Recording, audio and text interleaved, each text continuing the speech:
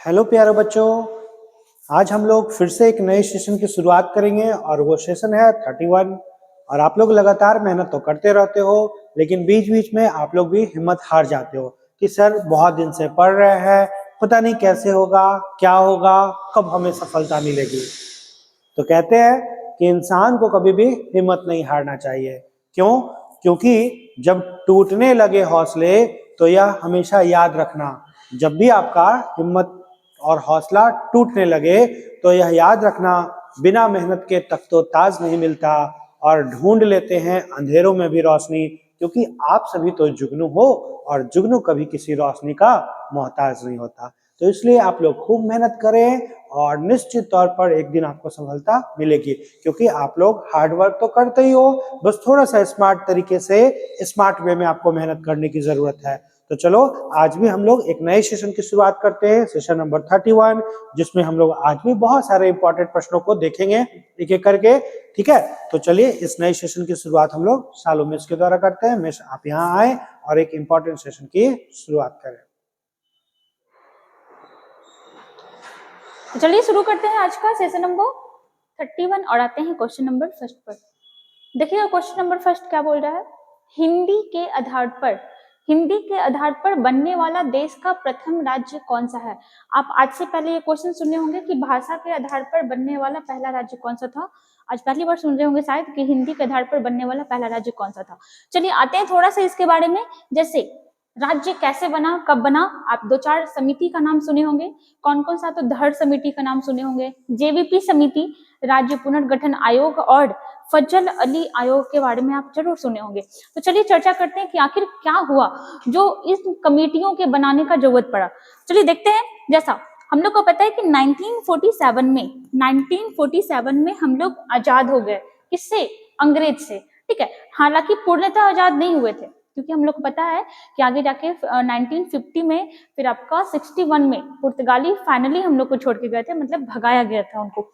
1947 में हम आजाद हो गए। ठीक है, और 1950 तक क्या हो रहा था, तो अपने संविधान बनाने की प्रक्रिया हो रही थी। ठीक है, 26 जनवरी 1950 को संविधान लागू हुआ तो हम लोग क्या हो गए, गणतंत्र हो गए। तो अंग्रेज तो चला गया, लेकिन हुआ कि अब राज्य किस टाइप से बनाया जाए। जिस समय अंग्रेज था उस समय ब्रिटिश प्रांत था, देसी रियासत था। ठीक है, तो अब राज्य कैसा बनाया जाए। तो जब अपना संविधान बनाया गया था तो संविधान में भाग 7 जोड़ा गया था।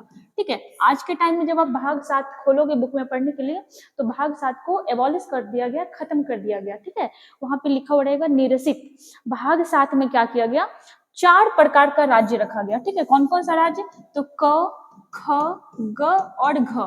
ठीक है, ओनली 4 प्रकार का राज्य रखा गया।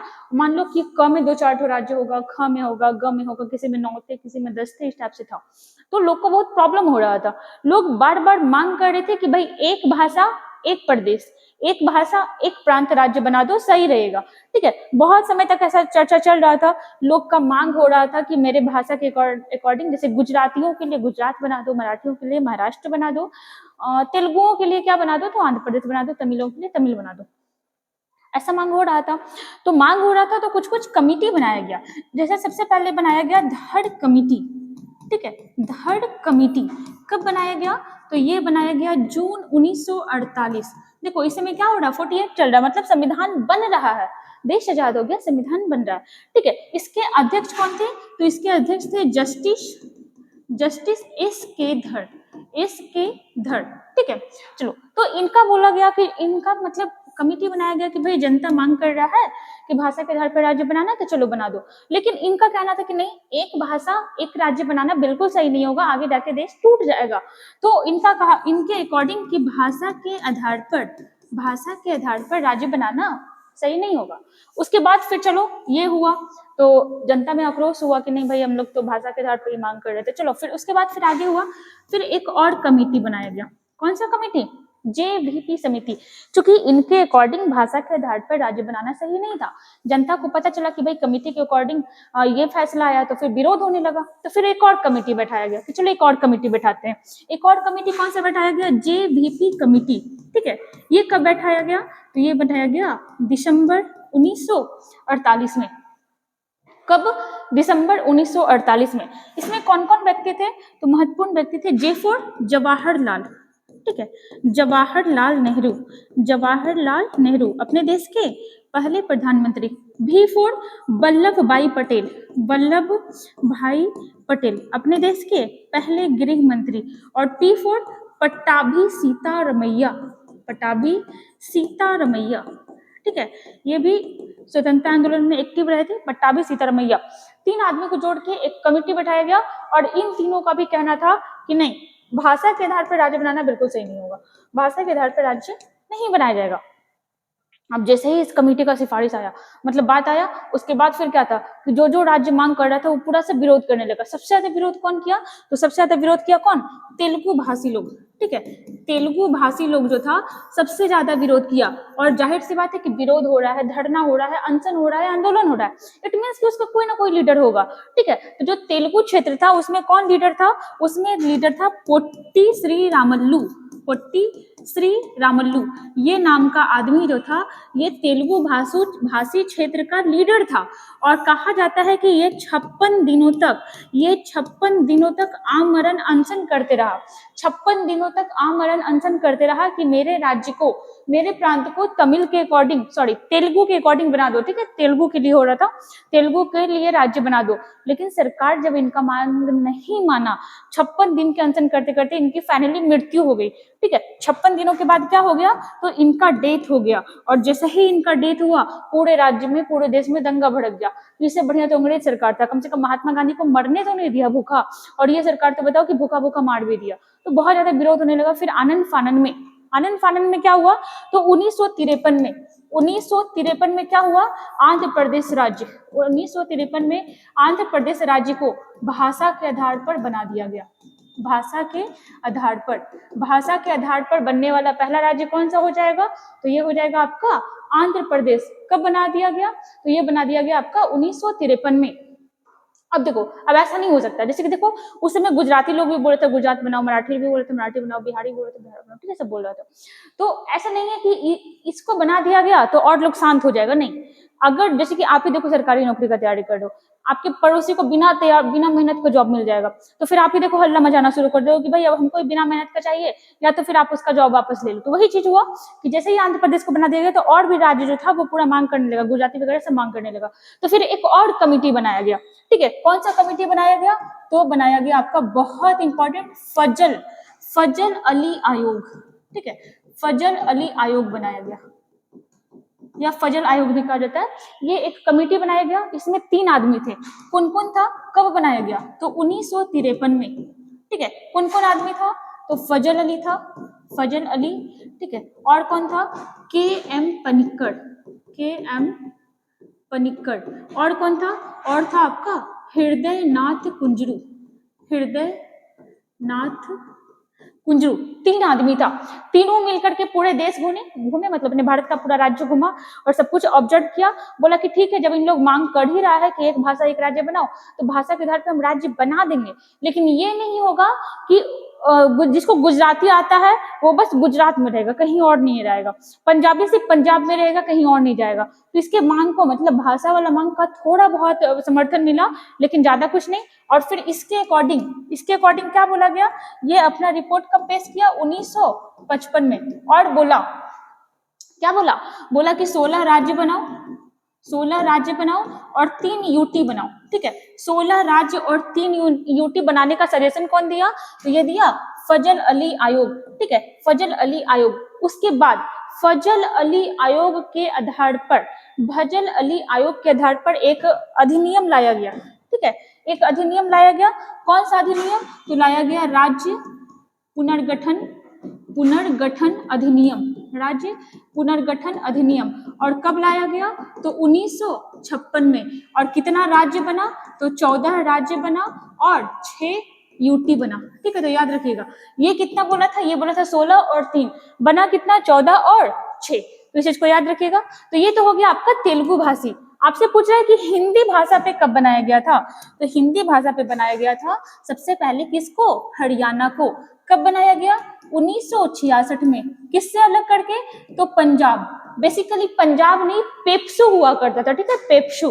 पेप्सू को जब टूटा तो हिमाचल प्रदेश बन के निकला, हरियाणा बन के निकला और आपका पंजाब बन के निकला। पंजाबियों के लिए पंजाब, हिंदी बोलने के लिए हरियाणा और हिमाचल प्रदेश आपका राज्य बन गया। आंसर क्या हो जाएगा? डी। आते हैं क्वेश्चन नंबर 2 पर। देखिएगा, शून्यवाद का सिद्धांत किसने प्रस्तुत किया था? शून्यवाद अलग है, शून्य अलग है, ठीक है। शून्यवाद मतलब कि कोई भी वस्तु है, कोई भी वस्तु एक टाइम में आपका क्या हो जाती है? शून्य हो जाती है। इसका सिद्धांत कौन दिया था? तो इसका सिद्धांत दिया था आपका नागार्जुन, ठीक है। कौन दिया था? नागार्जुन। और एक आपका क्वेश्चन आता है शून्य, शून्य की खोज किसने की? शून्य की खोज, ठीक है, शून्य की खोज ये कौन किया था? तो ये किया था आर्यभट्ट, ठीक है, आर्यभट्ट। चलिए आगे आते हैं, देखिएगा आगे। देखिए यहाँ पे अगला सवाल क्या बोल रहा है, आपसे पूछा कि शून्यवाद का सिद्धांत किसने प्रस्तुत किया? तो ये हो जाएगा नागार्जुन। इनको क्या कहा जाता है? तो इनको कहा जाता है भारत का आइंस्टीन, भारत का आइंस्टीन। किसको कहा जाता है? तो नागार्जुन को कहा जाता है। किसके टाइम में थे? तो ये थे कनिष्क के समय में, ठीक है। किसके समय में थे? कनिष्क के समय में, कनिष्क के समय में, ठीक है। किस धर्म को मानने वाले थे? तो बौद्ध धर्म को, बौद्ध धर्म को। आपसे पूछेगा कि कनिष्क बौद्ध धर्म की किस शाखा को मानता था? तो महायान शाखा को, ठीक है, महायान शाखा को। तो नागार्जुन के बारे में याद रखिएगा। इनका एक पुस्तक बहुत फेमस है नागार्जुन का, कौन सा पुस्तक? तो माध्यमिक सूत्र, माध्यमिक सूत्र। वो किसका है? नागार्जुन का। अब यहाँ पे दो नाम देखो ऑप्शन में दिया हुआ है, चलो इसको भी हम लोग देख लेते हैं। आर्यभट्ट के बारे में तो चर्चा की है। एक नाम है आपका अश्वघोष, ठीक है, अश्वघोष, ठीक है, ये भी कनिष्क के समय में था। और एक नाम है वसुमित्र, ये भी किसके समय में था? कनिष्क के समय में, ठीक है। ये चौथे बौद्ध संगीति का, चौथे बौद्ध मीटिंग का, ठीक है, चौथे बौद्ध मीटिंग का के ये क्या थे? तो ये थे अध्यक्ष। कनिष्क के समय में चौथा बौद्ध संगीति करवाया गया था, तो उसके अध्यक्ष कौन थे? अध्यक्ष थे वसुमित्र। और उपाध्यक्ष कौन था इसका? तो उपाध्यक्ष था अश्वघोष। ये क्या था? उपाध्यक्ष। चलो पहला तो इंपॉर्टेंट ये था। दूसरा और भी कुछ इंपॉर्टेंट है यहाँ पे। क्या इंपॉर्टेंट है? तो अश्वघोष के द्वारा एक बुक लिखा गया था। कौन सा बुक लिखा गया था? तो बुक लिखा गया था बुद्ध चरित, बुद्ध चरित। और इसको क्या कहा जाता है? तो इसको कहा जाता है बौद्धों का रामायण, बौद्धों का रामायण। किससे कहा जाता है? तो बुद्ध चरित को कहा जाता है। किसके द्वारा लिखा गया? अश्वघोष के द्वारा। और आपका वसुमित्र के द्वारा कौन सा पुस्तक लिखा गया? तो ये लिखा गया था कौन सा? लिखा गया था आपका महाविभाष सूत्र, महाविभाष सूत्र। इसको क्या कहा जाता है? तो इसको बौद्ध धर्म का, बौद्ध धर्म का विश्वकोश, बौद्ध धर्म का विश्वकोश। बौद्ध का रामायण किसको कहा जाता है? लगता है यहाँ पे गलती से उल्टा बोल दिए थे। बुद्ध चरित को क्या बोला जाता है? बौद्धों का रामायण। और महाविभाष सूत्र को क्या कहा जाता है? बौद्धों का विश्वकोश, ठीक है। चलो आप इतना याद रखोगे। आते हैं क्वेश्चन नंबर 3 पर। अब यहाँ पे देखिएगा, कच्चा थीवू आइलैंड इज रिलेटेड टू, कच्चा थीवू, ठीक है। नाम क्या है इसका? देखिएगा इंग्लिश में लिखा हुआ है कच्चा थीवू आइलैंड, ठीक है। कच्चा थीवू जो आइलैंड है ये किससे संबंधित है? तो देखिएगा ये इंडिया से भी संबंधित है और श्रीलंका से भी संबंधित है। थोड़ा सा यहाँ पे कुछ देखते हैं हम लोग। यहाँ पे विवाद का चर्चा हुआ था, देखो कैसे। एक टाइम ऐसा था जिसमें मणिपुर में बहुत ज्यादा हिंसा भड़क रहा था। तो राहुल गांधी जी जो है ये आपका सदन में, ठीक है, संसद में ये भाषण दे रहे थे कि मोदी जी ने मणिपुर में भारत माता की हत्या करवाई है। तो उस समय फिर आपको ये भी सुनने को मिला होगा, अगर आप न्यूज पे एक्टिव रहते हो, कि मोदी जी पर अविश्वास प्रस्ताव आया था। हालांकि वो पारित नहीं हो पाया। उसके बाद फिर मोदी जी का भी बहुत भयानक वाला भाषण आया था। क्या? तो वो भी एक स्टेटमेंट उनका बहुत वायरल हुआ था कि भारत माता का एक अंश को इन लोग किसी को गिफ्ट दे दिए, किसी को उपहार दे दिए। मतलब देश को इन लोग पर्सनली चीज मान करके किसी और देश को उपहार दे दिए। तो फिर उसके बाद फिर चर्चा आया कि किस चीज को उपहार देने का बात हो रहा है। तब आया कि भाई देखो ये भारत हुआ, ठीक है, ये भारत का रामेश्वरम वाला एरिया और यहाँ पर एक आइलैंड है, ठीक है। ये जो आप देख रहे हो ये एक आइलैंड है और इसका नाम क्या है? कच्चा थीवू आइलैंड, ठीक है। था क्या? तो ये जो कच्चा थीवू आइलैंड था ये भारत का हिस्सा हुआ करता था। ये एक टाइम में भारत का हिस्सा हुआ करता था। और इंदिरा गांधी जी के द्वारा क्या किया गया, तो इंदिरा गांधी जी के द्वारा ये जो आइलैंड है ये किसको दे दिया गया, तो श्रीलंका को दे दिया गया, श्रीलंका को दे दिया गया। और ऐसा कहा जाता है कि उपहार स्वरूप दे दिया गया, गिफ्ट के रूप में दे दिया गया कि लो बहन तुम रखो। ठीक है, दोनों देश के प्रधानमंत्री, इसमें महिला प्रधानमंत्री भारत में भी चल रही थी और श्रीलंका में कौन चल रही थी, श्री माओ भंडार नाइके। ठीक है, श्री माओ भंडार नाइके चल रही थी और इनको ये आइलैंड वापस दे दिया गया था, किसके द्वारा, तो इंदिरा गांधी जी के द्वारा। तो वैसे तो आप देखो तो ये दोनों देश से ये रिलेटेड हो जाएगा ना, भारत का था, दे किसके द्वारा दिया गया, इंदिरा गांधी जी के द्वारा, किसको, तो श्रीलंका की प्रधानमंत्री, उस समय की प्रधानमंत्री श्री माओ भंडार नाइके। अब जाहिर सी बात है कि उस समय के प्रधानमंत्री को दिया गया, तो आज तक श्रीलंका क्या करेगा, उस पर हक जमाएगा ना, ये तो मेरा है। और देखो होता क्या, आप बोलोगे कि भाई इतनी को तो एरिया क्या ही फर्क पड़ता है, फर्क पड़ता है। आपको पता होना चाहिए कि भारत जो है मछली उत्पादन में तीसरे नंबर पे आता है। और मछली कहाँ पे उत्पादित होगा, जमीन पे थोड़ी होगा, कहाँ पर होगा, तो ये आपका जलीय भाग में ही तो होगा। तो देखो तटीय राज्य का, या फिर जैसे ये आपका अंडमान निकोबार हो गया, ये आपका लक्षद्वीप हो गया, ये कच्चा तिबुई था, जो भी था, तो इसे पर कितना बड़ा रोल रहता है ना मछली पकड़ने में, ये सब छोटा छोटा एरिया है, तो यहाँ पे भी था। ऊपर से आपको एक चीज और पता होता है कि जो तटीय भाग होता है उसका भी सीमा बटा होता है कि इतना दूर राज्य सरकार का होगा पावर, उतना दूर केंद्र सरकार का होगा। तो ये सब चीजें कि छोटा सा एरिया था लेकिन इंपॉर्टेंट एरिया था, आप अपना चीज को किसी को गिफ्ट के रूप में दे दिए, तो ये सब था, यही चर्चा हुआ था। इंडिया और श्रीलंका का रिलेटेड है आपका कच्चा तिबू आइलैंड। दूसरा देखिएगा, यहाँ पे चर्चा हुआ इंदिरा गांधी के बारे में, तो देख लेते हैं भारत की पहली महिला पीएम। देखिएगा, भारत की पहली महिला पीएम। ठीक है, और दूसरा हम लोग देखते हैं दुनिया की पहली महिला पीएम। दुनिया की पहली महिला पीएम कौन थी, तो श्री माओ भंडार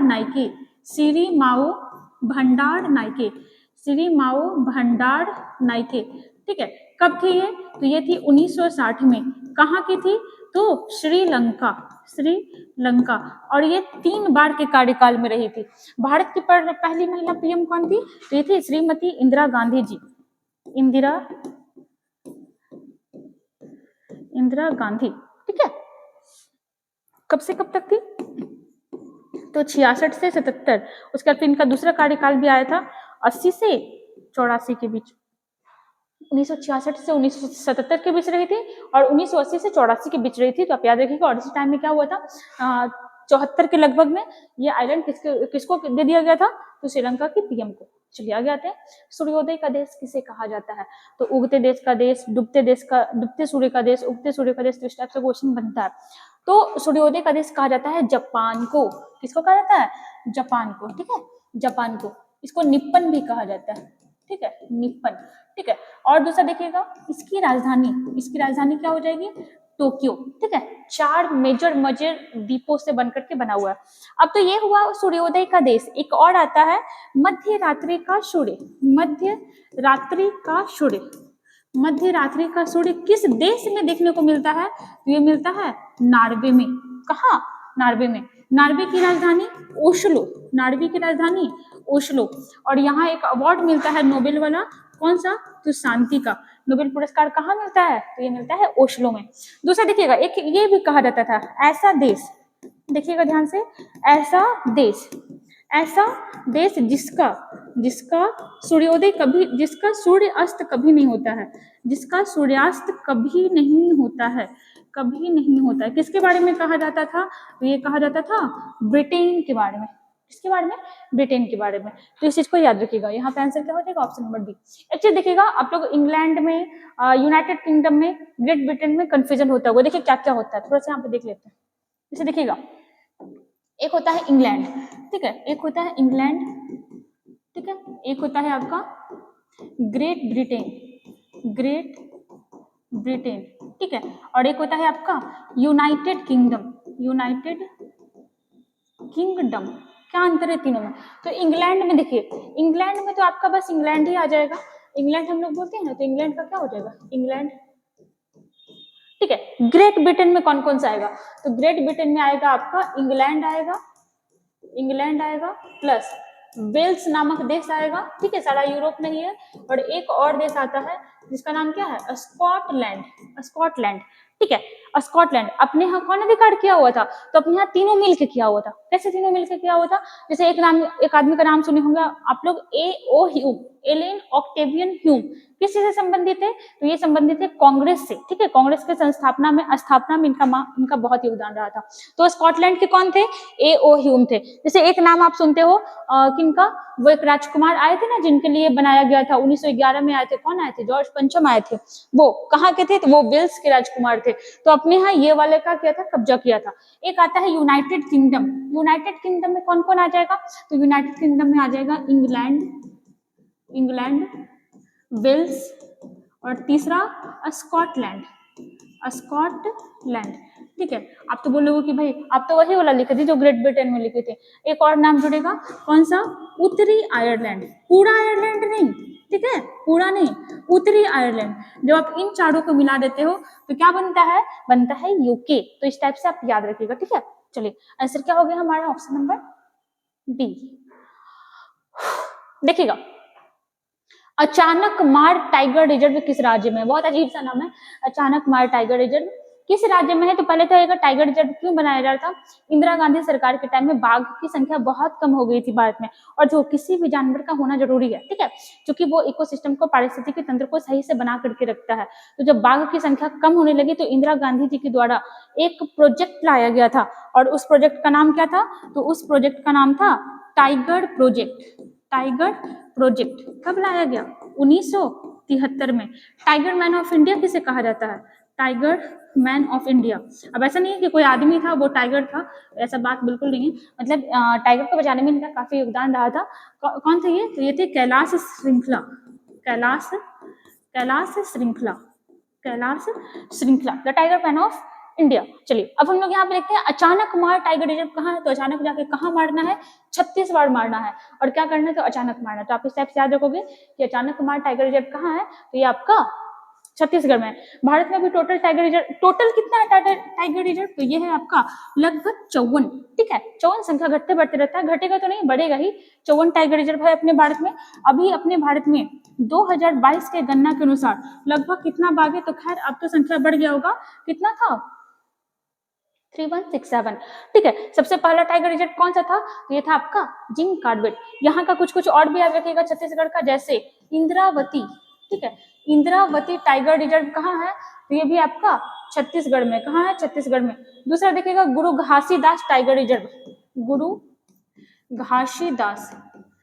घासीदास टाइगर रिजर्व, ये सब कहाँ है, छत्तीसगढ़ में। छत्तीसगढ़ के बारे में चर्चा करें तो मध्य प्रदेश से अलग हुआ, कब अलग हुआ, 1 नवंबर 2000 ईस्वी को ये मध्य प्रदेश से अलग हुआ था, ठीक है। चलिए आगे आते हैं क्वेश्चन नंबर 6 पर। देखो यहाँ पे थोड़ा सा फिगर भी दिया, बता रहा है आपको कि कौन कौन सा टाइगर रिजर्व है, इसे देखिएगा।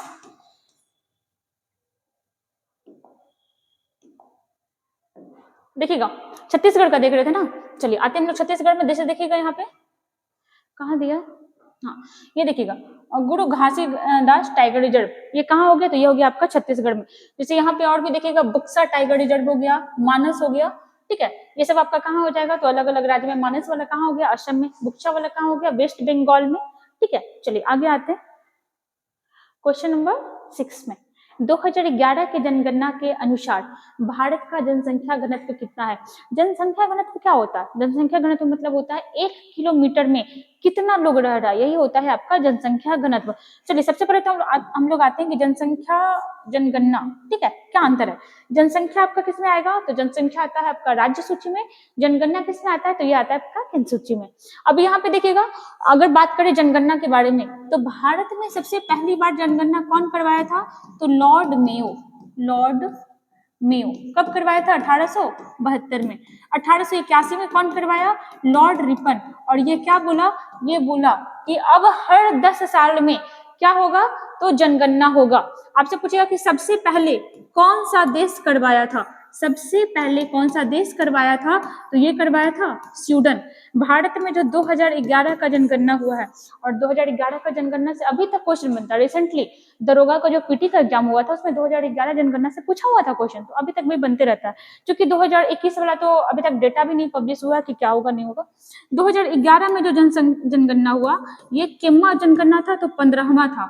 आपसे पूछेगा स्वतंत्र भारत का स्वतंत्र भारत का कितना जनगणना था? तो स्वतंत्र भारत का था 7वां। ठीक है, चलिए आगे देखते हैं। अगर आपसे पूछेगा कि 2011 के जनगणना के अनुसार सबसे ज्यादा जनसंख्या किस राज्य में है? तो कहाँ हो जाएगा? तो यूपी, उसके बाद महाराष्ट्र, उसके बाद बिहार।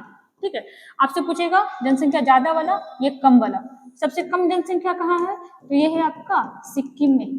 ठीक है, उसके बाद कहाँ है थोड़ा सा ज्यादा इससे? मिजोरम। ठीक है, आपसे पूछेगा कि किस यूटी में सबसे ज्यादा है, किस यूटी में, यूनियन टेरिटरी में, तो क्या हो जाएगा? दिल्ली। आपसे पूछेगा कि किस यूटी में जनसंख्या सबसे ज्यादा है, तो ये क्या हो जाएगा? दिल्ली। आपसे पूछेगा कि किस यूटी में सबसे कम है, तो क्या बताओगे? पुदुचेरी, पुदुचेरी, पुदुचेरी। ठीक है, दूसरा आपसे पूछेगा जनसंख्या घनत्व, सबसे ज्यादा जनसंख्या घनत्व किस राज्य का है? ध्यान से सुनिएगा, किस राज्य का जनसंख्या घनत्व सबसे ज्यादा है? तो कहाँ का सबसे ज्यादा है? बिहार का। आपसे पूछेगा कि किस राज्य का जनसंख्या घनत्व सबसे कम है? अरुणाचल प्रदेश। ठीक है, ये क्या है? जनसंख्या घनत्व। और अभी हम आपको बताएं कि जनसंख्या घनत्व मतलब क्या होता है कि 1 किलोमीटर में कितना लोग रह रहा है, इसे वो क्या कहा जाता है? जनसंख्या घनत्व। ठीक है, आपसे देखिए यहाँ पे देश का पूछा है, भारत का, टोटल भारत का कितना हो जाएगा? 382, और बिहार का, तो बिहार का 1100 कुछ है। आगे देखेगा, आपसे पूछेगा किस राज्य में लिंगानुपात सबसे ज्यादा है? लिंगानुपात क्या होता है? उसमें यह बताया जाता है कि उस राज्य में 1000 पुरुष पर कितनी महिलाएं हैं, तो ये केरल में सबसे ज्यादा है। ठीक है, 1108 है। और सबसे कम कहाँ है जनसंख्या लिंगानुपात? सबसे कम लिंगानुपात कहाँ है? तो ये है आपका कहाँ? तो ये है आपका हरियाणा में। इतना याद रखिएगा। चलिए आते हैं क्वेश्चन नंबर 7 पे। देखिएगा, आपसे क्या पूछ रहा है कि सियाचिन हिमनद कहाँ स्थित है? सियाचिन, तो ये हो जाएगा नुब्रा घाटी के उत्तर में। ठीक है, यहाँ पे देखिएगा, ये रहा आपका सियाचिन ग्लेशियर। ठीक है, सियाचिन ग्लेशियर, इसको तीसरा ध्रुव भी कहा जाता है। ठीक है, तीसरा ध्रुव। ठीक है, कहाँ पे स्थित है? तो काराकोरम श्रेणी के पास, काराकोरम श्रेणी के पास। यहाँ का जो टेम्परेचर होता है लगभग -55 डिग्री सेल्सियस होता है। ठीक है, और ये क्या है? सबसे ऊंचा युद्ध स्थलीय क्षेत्र है। क्या है? सबसे ऊंचा युद्ध स्थलीय क्षेत्र। ठीक है, और देखो ये भारत के लिए बहुत इंपॉर्टेंट जगह है। क्यों? क्योंकि यहाँ से पाकिस्तान और चाइना दोनों पर नजर रखा जा सकता है। यहाँ पर 1984 में एक ऑपरेशन चलाया गया था। कौन सा ऑपरेशन? तो ऑपरेशन मेघदूत। ऑपरेशन मेघदूत कहाँ चलाया गया था? तो सियाचिन ग्लेशियर पे, जो पूरा का पूरा किससे से बना हुआ है? तो बर्फ से बना हुआ है। ठीक है, चलो आते हैं आगे क्वेश्चन नंबर 8 पर। सल्तनत की राजधानी के रूप में आगरा की स्थापना किसने की थी? सल्तनत, दिल्ली सल्तनत भारत में चला था 1206 से लेकर के कब तक? तो आपका जब तक मुगल नहीं आया था। मुगल कब आया था ये आप बताइएगा। चलिए 1526 में आया था। सल्तनत काल की राजधानी के रूप में आगरा। तो आज भाई आगरा के बारे में देखते हैं। आगरा का स्थापना कब हुआ? 1504 में। इसको राजधानी कब बनाया गया? तो राजधानी कब बनाया गया था? 1506 में। किसके द्वारा? तो सिकंदर लोदी के द्वारा। सिकंदर लोदी। ठीक है, सिकंदर लोदी। इसको जैसे सिकंदर लोदी जो है किस वंश का था? तो ये था आपका किस वंश का? लोदी वंश का। इसको पश्तून वंश भी कहा जाता है। कौन सा वंश? पश्तून वंश। कब से कब तक शासन किया था? 1451 से लेकर के 1526 तक। लोदी वंश का संस्थापक कौन था? तो लोदी वंश का संस्थापक था बहलोल लोदी। बहलोल लोदी। ठीक है, उसके बाद कौन सा शासक आया था? सिकंदर लोदी। और ये काफी अच्छा शासक रहा था। अच्छा क्या मतलब? महत्वाकांक्षी रहा था, काम ज्यादा किया था। ठीक है, सिकंदर लोदी क्या किया था? तो सबसे पहले तो आगरा का स्थापना करवाया, है ना? क्या करवाया? आगरा का स्थापना। दूसरा गज ए सिकंदरी। गज ए सिकंदरी। गज ए सिकंदरी जो माप होता है ना, माप, पैमाना, गज ए सिकंदरी कौन निकल आया था? तो ये निकलवाया था सिकंदर लोदी। इसके बाद एक और शासक आया था लोदी वंश में। कौन शासक था? इब्राहिम लोदी। ठीक है, और इसी के बाद कौन आ गया था? इब्राहिम लोदी के बाद ही तो आया था आपका पानीपत का प्रथम युद्ध। किसके बीच हुआ था? बाबर और इब्राहिम लोदी के बीच। इसका आंसर क्या हो जाएगा? इसका आंसर हो जाएगा ऑप्शन नंबर ए। आते हैं लास्ट सेकंड क्वेश्चन आज का। झारखंड राज्य की मांग सर्वप्रथम किसने की थी? झारखंड राज्य की मांग, तो ये कौन कर रहा था? तो ये कर रहा था जयपाल सिंह। जयपाल सिंह। झारखंड राज्य बना कब? तो 15 नवंबर 2000 ईस्वी को। किससे अलग हुआ? तो अपना बिहार का सारा अच्छा एरिया लेके अलग किसको कर दिया गया? झारखंड को कर दिया गया। ठीक है, और कितने नंबर का राज्य बना था? तो 28वें नंबर का राज्य बना था। कौन? तो ये बना था कौन? झारखंड। ठीक है, झारखंड, झारखंड राज्य। ठीक है, झारखंड की राजधानी क्या हो जाएगी? तो झारखंड की राजधानी हो जाएगी रांची। झारखंड की राजधानी हो जाएगी रांची। यहाँ जिलों की संख्या कितनी है? तो जिला कितना हो जाएगा? 24।